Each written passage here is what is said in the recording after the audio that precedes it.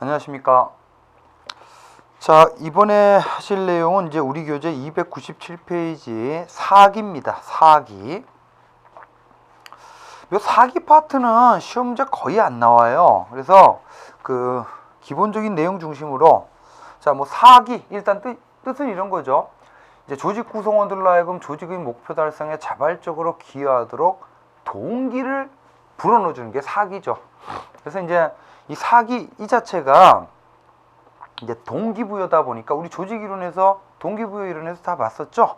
그래서 그 정도로 보시면 되고, 그 대신 이제 297페이지 하단에 보시면 이 사기를 관리하는 수단 제목 중심은 좀 봐두십시오.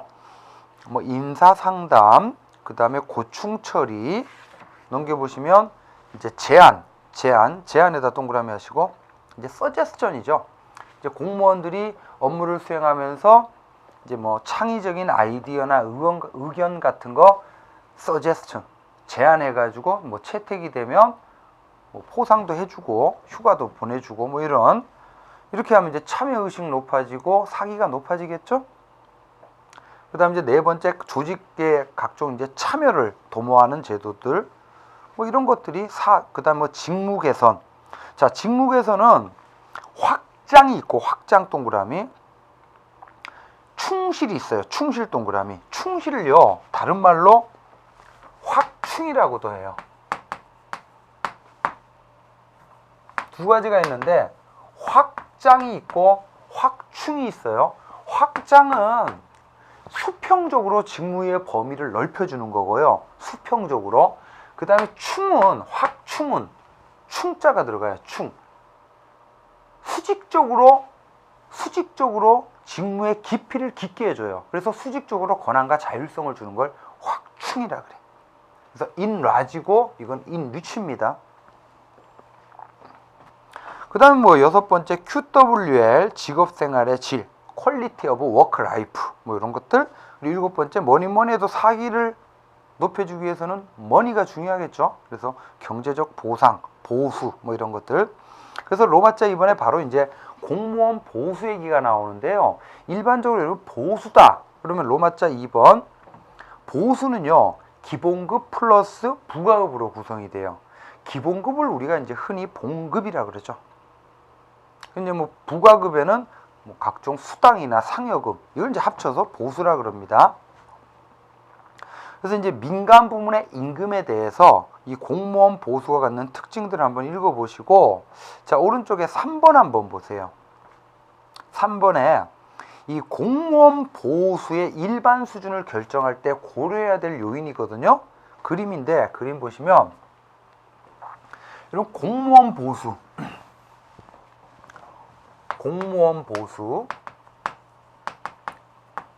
공무원들에게 보수 많이 주면 좋겠죠.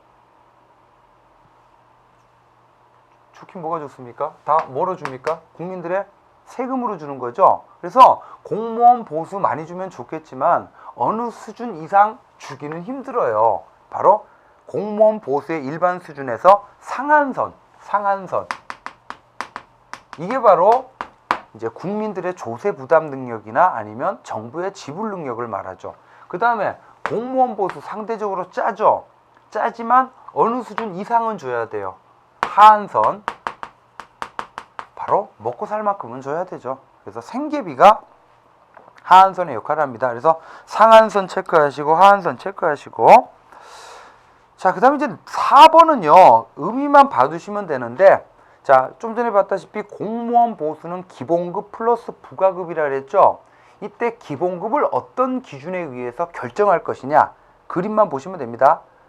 기본급을 어떤 기준에 의해서 결정할 것이냐를 기준으로 생활급, 연공급, 직무급, 직능급, 실적급이라는 게 있어요. 뭐 생활급은 생계비고 연공급은 이제 근무 연수, 연공.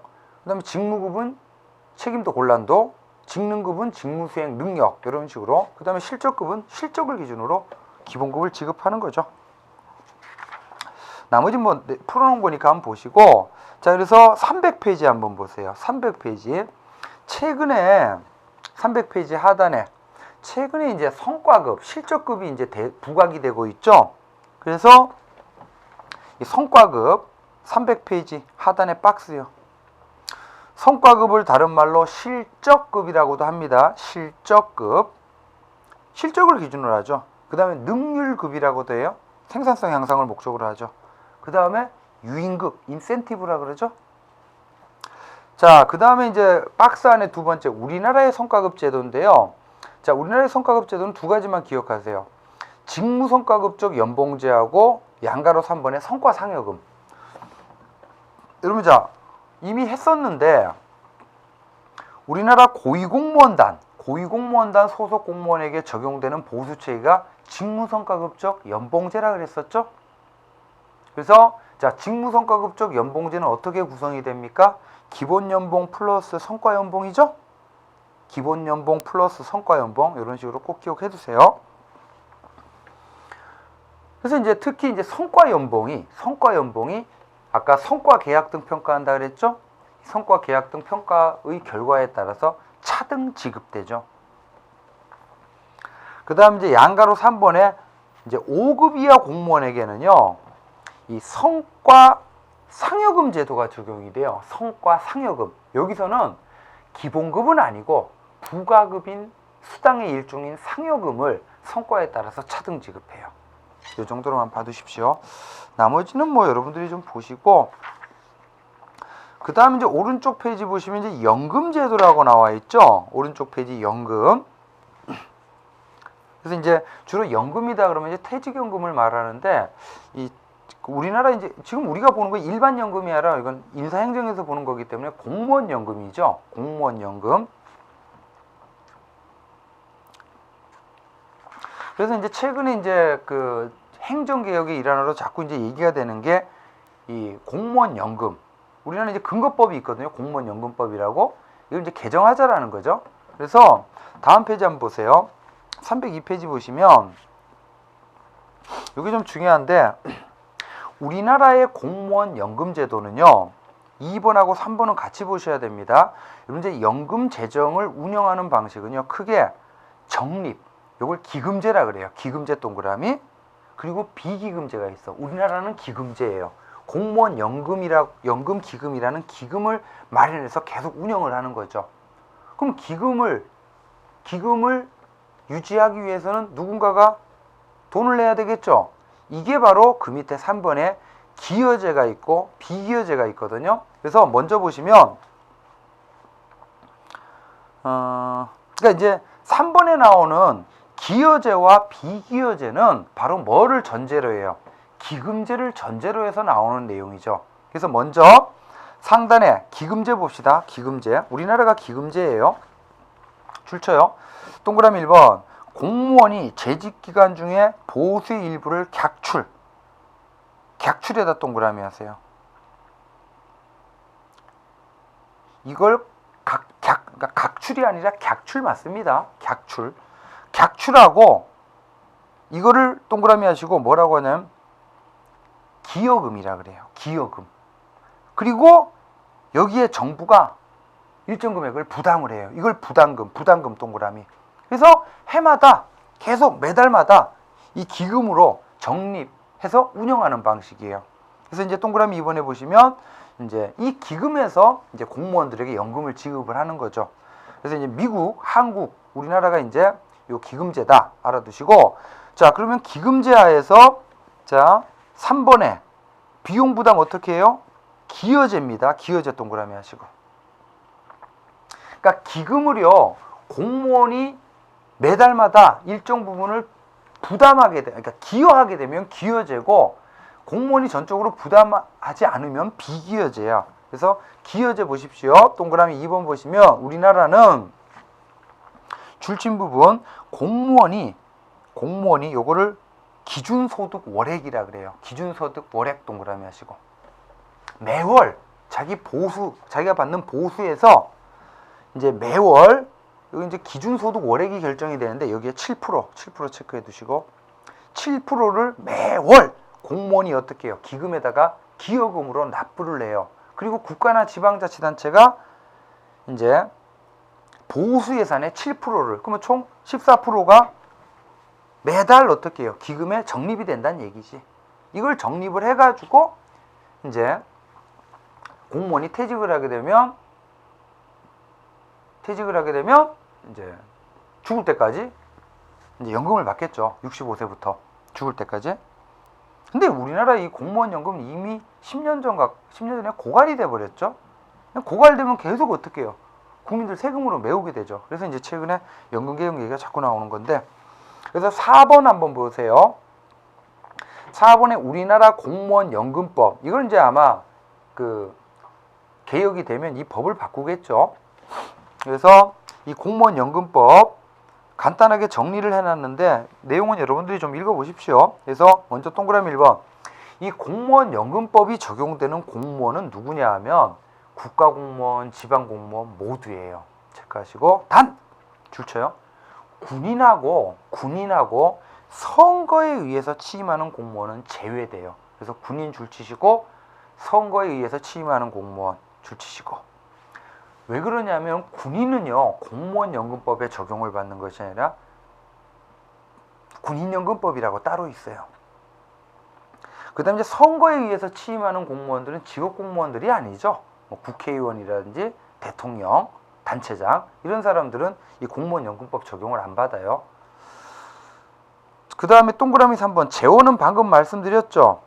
동그라미 3번에 공무원 본인이 납부하는 요거를 기여금이라 그런다 그랬죠. 기여금 동그라미.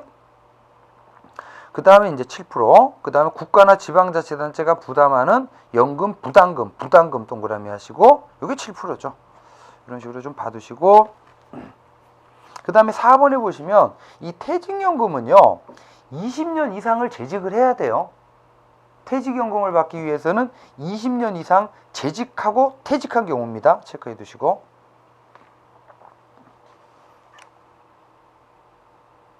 그 다음에 오른쪽 페이지 보세요. 5번에 그 퇴직연금은 어떻게 받냐 하면 줄쳐요. 다시 한번 20년 이상 재직하고 퇴직한 경우죠.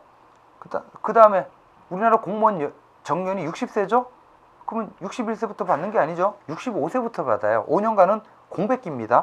그래서 65세가 되었을 때 이제 퇴직연금을 지급을 한다는 얘기고 나머지는 여러분들이 좀 봐두시고. 자 이렇게 보시고요. 그 다음에 테마 6에 인적 자원에 대한 전략적 관리라고 해서 HRM, QWL 이거는 뭐 그렇게 중요한 건 아닌데요. 그냥 여러분들이 한번 가볍게 읽어보십시오. 뜻 정도만 알아두시면 돼요. 이제 휴먼 리소스 매니지먼트 그리고 퀄리티 오브 워크 라이프 이런 식으로 내용 공부 안 되실 때 좀 가볍게 보시고. 자 그 다음 넘어가 봅시다. 304페이지. 자 304페이지 이번에 보실 내용은 이제 공무원의 정치적 중립. 여러분 자 공무원의 정치적 중립은 어떤 제도의 핵심이죠? 바로 실적주의죠. 실적주의. 그래서 이제 그러니까 오늘날 전 세계 대부분의 국가에서 인사행정 제도의 원칙은 실적주의라고 그랬죠. 그래서 공무원의 정치적 중립을 이제 필수적인 요소로 하는데, 그러면 공무원이 정치로부터 중립을 지켜야 된다. 이때 말하는 정치는 바로 정당 정치를 말해요. 정당 정치에 개입하면 안 된다는 얘기입니다. 왜냐? 공무원은 정당에 대한 봉사자가 아니라 국민 전체에 대한 봉사자죠. 그래서 공무원의 정치적 중립의 뜻이요. 공무원은 국민 전체에 대한 봉사자로서 자, 직무를 집행함에 있어서 어느 정당이 집권하더라도, 예를 들어 민주당이 집권하든 공화당이 집권하든 불편부당하게 직무를 수행을 해라. 그래서 세 번째 줄, 이 공무원의 정치적 중립에서 말하는 정치는 특히 정당 정치를 말합니다. 그래서 동그라미 2번, 자, 역관주의 폐해 방지하고 실적주의를 위해서 필수적인 게 정치적 중립이죠. 그러다 보니까요, 이 역관주의 폐해가 심했던 나라, 뭐 대표적으로 어떤 나라예요? 미국이죠. 이런 나라는 공무원의 정치적 중립을 굉장히 엄격하게 규정을 해요. 그래서 이미 1883년 펜들턴법, 그리고 이제 1939년 해치법에서 강력하게 공무원의 정치적 중립을 규정하고 있습니다. 자, 2번에 보시면 우리나라는 어떠냐? 우리나라는 굉장히 엄격해요. 그래서 국가공무법 65조 동그라미 하세요. 65조에 이제 공무원의 정치적 중립 의무인데, 자, 줄 치세요. 동그라미 1번. 공무원은 정당 기타 정치단체의 결성에 관여할 수도 없고 가입할 수도 없어요. 그 다음에 두 번째, 선거에서 특정인을 지지도 못하고 반대도 못해요. 정당이나 후보를 지지도 못하고 반대도 못합니다. 그 다음에 세 번째, 이런 걸 이제 다른 공무원에게 요구하거나 또는 이제 이에 따른 이익이나 불이익을 약속할 수도 없어요. 그래서 이게 우리나라에서 공무원의 정치적 중립의 근거 조항입니다. 그러면 3번에 보시면 이제 공무원의 정치적 중립의 한계 또는 문제점인데, 가장 큰 문제점이요, 1번만 체크하세요. 민주정치 원리와 충돌한다는 거예요. 그럼 공무원도 공무원이기에 앞서서 뭡니까? 국민이죠.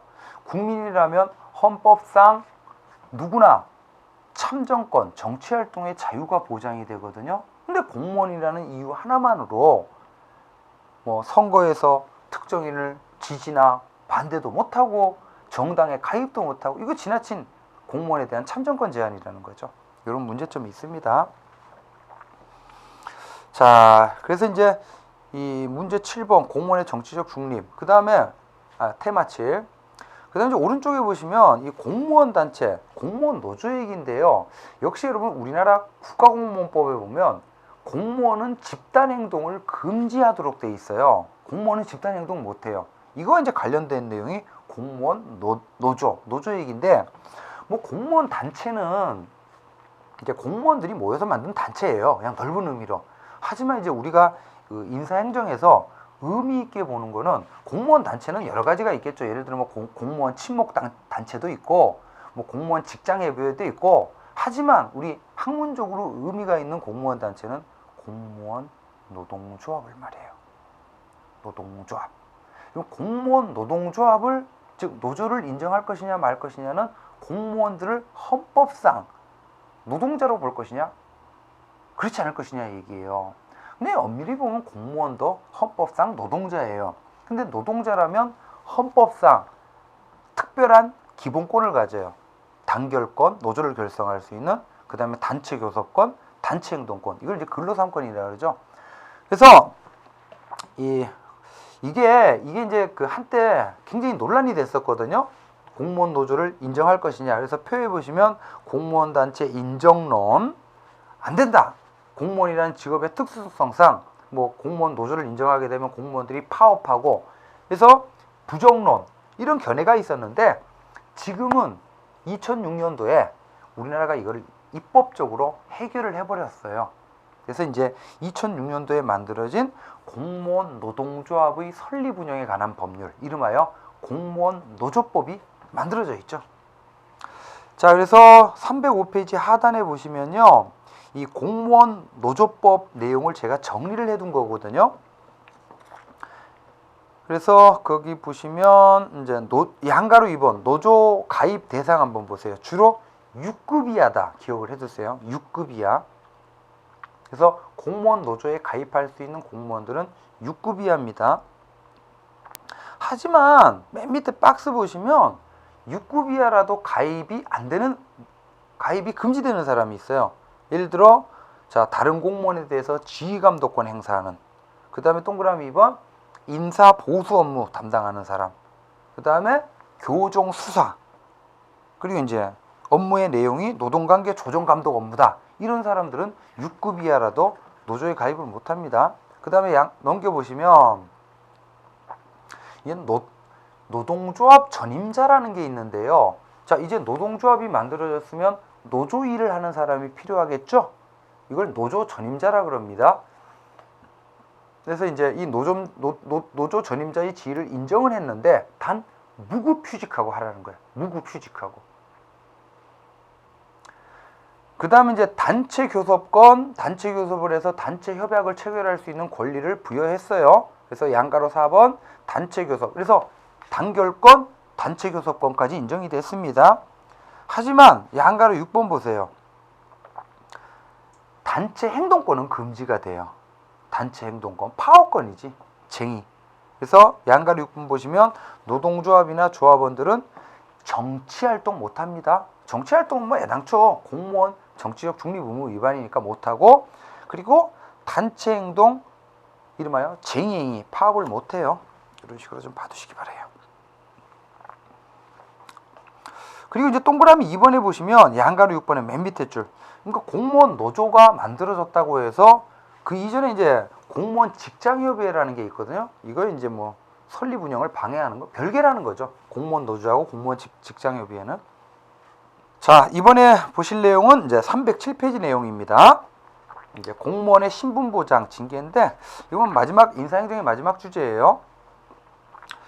공무원의 신분 보장 뜻은 이렇죠. 뭐 한번 공무원이라고 영원히 공무원이다 이런 뜻은 아니죠. 자, 공무원의 신분 보장은요, 공무원은 법률이 정하는 사유에 의하지 않고는 박근혜라고 해서 대통령이라고 해서 마음대로 공무원 자를 수도 불이익을 줄 수가 없다는 얘기예요. 이게 신분 보장입니다. 이 얘기는 달리 표현은 뭐예요? 법률의 근거에서는 얼마든지 신분상 불이익을 줄 수가 있죠. 뜻 정도 알아두시고, 그래서 공무원은 법이 정하는 사유에 의하지 않고는 퇴직당하거나 신분상 불이익을 받지 않도록 하는 것. 자, 거기다 가로하시고 단 써두세요. 단 1급 공무원은 예외다 이렇게 써주세요. 1급 공무원은 예외다. 그러니까 1급 공무원은 신분 보장 못 받습니다. 그래서 1급 공무원은 너 그만둬 하면 그만둬야 돼요. 1급 공무원은. 자, 이 신분 보장하고 긴밀한 이제 관련을 갖는 개념이 징계라는 거거든요. 이 징계는 좀 중요합니다. 징계. 이 이제 공무원 관계는 특별 권력 관계거든요. 이제 정부 행정 조직 내에서 이제 국가 또는 지방자치단체라고 하는 특별 권력 주체하고 그 구성원인 공무원들 간의 관계죠. 그래서 이 특별 권력 관계 내에서 그러니까 특별 권력 관계 내에서 질서를 유지하는 게 필요한데, 그래서 이제 예를 들어 공무원이 명령에 위반했다든지 의무를 위반했다든지, 그럼 이제 질서 유지를 위해서 부과되는 제재로서의 벌을 징계라 그래요. 징계. 그래서 징계는 징계 사유 동그라미 해주세요. 국가공무원법의 징계 사유는 이 법, 여기서 말하는 법은 이제 국가공무원법이죠. 법이나 법에 의한 명령 위반 체크하시고, 의무 위반, 직무태만 또는 이제 뭐 직무내의를 불문하고 체면이나 위신 손상 이렇게 되면 징계를 받아요. 뭐 예를 들어 가지고 뭐 최근에 그 서울대학교 교수는 공무원이거든요. 특정직 공무원이죠. 근데 이제 요즘 하물며 서울대학교 교수까지 뭐 학생, 그러니까 뭐 추행 또는 뭐 이런 추문 이런 것들이 발생하는데, 그러면 어떤 겁니까? 공무원으로서의 위신이나 체면을 손상한 거죠. 또는 뭐 검찰총장이, 뭐 지방 검찰청장이 알고 봤더니 뭐 바바리맨이더라. 이런 경우는 그 위신을 심히 손상했죠. 이런 경우는 이제 징계를 받죠. 징계. 근데 대개요, 가장 나쁜 게 공무원으로서 가장 나쁜 신분상의 불이익이 징계거든요. 이 징계에는 이제 해임하고 파면이 있는데, 그러니까 이제 대개 이 징계로 가기 전에 어떻게 해요? 그냥 사직서 내고 이제 그냥 면직 처리해버리죠. 이렇게 되면 안 돼요. 그러니까 징계 사유가 존재하게 되면 거기 나와 있다시피 반드시 징계 절차를 거쳐야 돼요. 자, 중요한 거는 징계의 종류입니다. 총 6가지가 있어요. 이게 중요해요. 시험 문제 많이 나옵니다. 공무원 징계의 종류는, 자, 앞글자 따서 경감, 정강, 해파 이렇게 기억하세요. 자, 여기서요, 견은 견책이고 감은 감봉, 그 다음에 이 밑에부터 정직, 강직, 정은 정직이고 강은 강등이고 해는 해임, 그 다음에 파는 파면인데, 이 밑으로 갈수록 중징계죠. 중징계. 이 둘은 경징계고 얘는 중징계예요. 이 중징계 가운데 특히 해임하고 파면 있죠. 이거는 뭐냐면 잘리는 거야. 그래서 이거를 징계 면직이라 그래요. 징계로 이루어지는 면직 조치지. 그래서 요건 다 외우셔야 됩니다. 견은요, 견책. 이거는 이제 이런 거야. 너 조심해, 앞으로. 이렇게 이제 주의 조치 주는 건데, 어쨌든 인사기록에 들어가요. 그 다음에 감봉은 월급 삭감하는 거예요. 기간 외우세요. 1에서부터 3개월. 보수 얼마? 3분의 1. 그 다음에 정직은 기간 1에서부터 3개월이고, 자, 여기서는 정직이니까 직무종사 못합니다. 정직 당한 경우에는. 근데 일 안 하니까 월급 더 깎아야 되겠죠? 3분의 2. 그 다음에 강등은 일단 한 계급 밑으로 떨어져요. 그 다음에 몇 개월? 3개월. 직무종사 못하고, 직무종사 안 하니까, 못하니까 보수도 3분의 2 삭감합니다. 자, 그 다음에 이제 해임하고 파면은요, 둘 다 잘리는 건데, 가장 큰 차이점이 해임을 당하면 연금법상 원칙적으로 연금 받아야 될 연금은 그대로 받아요. 근데 파면은 보다 큰 징계다 보니까 연금법상의 불이익이 있어요. 아까 이제 연금 기금은 어떻게 축적한다 그랬어요? 공무원이 내는 기여금이 있고 국가가 내는 부담금이 있죠. 그래서 파면당한 경우에는 네가 낸 것만 받아가라는 거예요. 그리고 또 이제 차이가 해임당한 경우에는 3년이 지나야 공무원으로 다시 임용될 수 있고, 파면을 당한 경우에는 5년이 지나야 돼요. 이런 것까지. 하여튼 여기서는 요게 제일 중요합니다. 5가지. 경감, 정강, 해파. 그리고 이제 나머지 것들은 이제 뭐 공무원 퇴직과 관련된 거, 직권면직. 징계면직은 징계로 이루어지는 면직이고요. 직권면직은 징계가 아니야.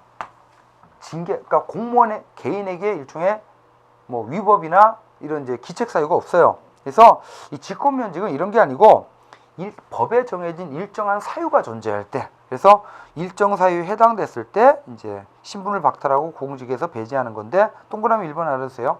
직제나 정원이 개폐가 돼서 폐직이 되거나 오버티오가 됐다 이게 이제 흔히 말하는 정리해고죠. 그 다음에 이제 쭉 보시면 다음 페이지 5번에 보시면 이제 고위공무원단에 속하는 자, 적격심사 받는다 그랬죠? 그래서 부적격자로 판정이 되면 직권면직 됩니다. 이런 식으로. 자, 그 다음 이제 두 번째 보시면 징계면직. 징계면직에는 2가지가 있다 그랬죠? 해임하고 파면.